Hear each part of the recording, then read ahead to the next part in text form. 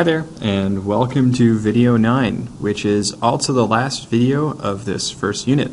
There are two learning intentions for this video. The first one is to identify other French colonization attempts, and the success criteria is that I can identify the other French colonization attempts.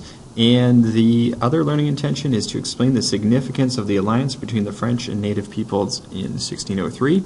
And the success criteria is that you can explain the significance of the alliance between the French and the native people in 1603.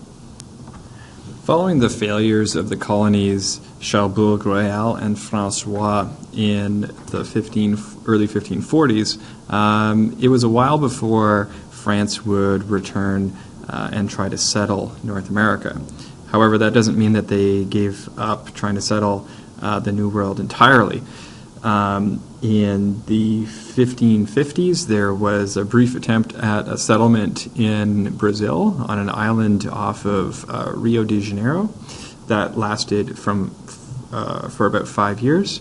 And then in 1564, 1565, there was a French Protestant colony in South Carolina called Fort Caroline that obviously didn't last very long. It wasn't really until right around 1600 that the French once again became interested in settling North America. The next main settlement was at Tadoussac at the mouth of the Saguenay River in 1600. It was established by Pierre de Chauvin de Tontuy, and he chose it because of its strategic importance for the fur trade. Tadoussac was a summer camp for the Montagnais, and it was a good place for conducting trade. However, it wasn't necessarily a good place for a colony. The soil was poor, the growing season was very short, and the winters were long and harsh. During the first winter there, 16 colonists only stayed, and about 5 of them died. Afterwards, it seems like there were no further attempts to permanently settle. Rather, Tadoussac became an important fur trading post. It continued that way for a number of years. In 1603, Gravé Dupont was in charge of this settlement, along with the navigator and explorer and map maker Samuel de Champlain.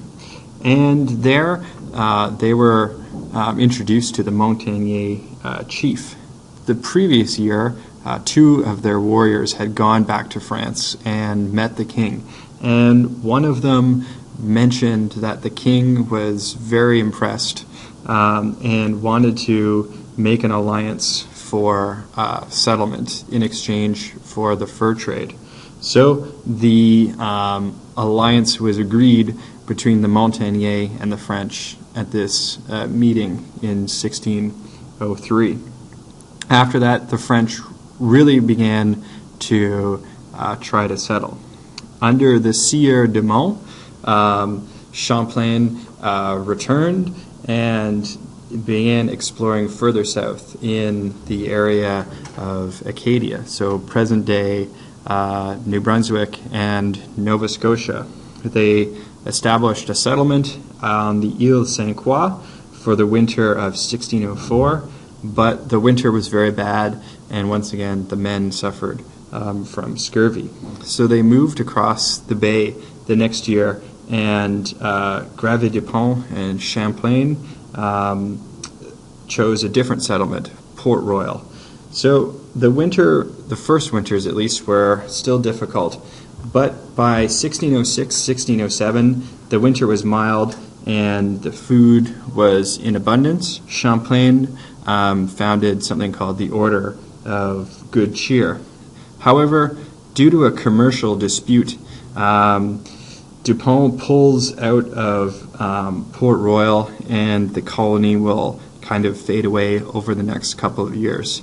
Instead, Champlain will try a new settlement in 1608. Well, thanks for watching. Please consider the following essential question once you've done your summary. What happens when cultures collide? And once again, this is the last video for our first unit, and we'll be beginning our second unit with 1608, a turning point.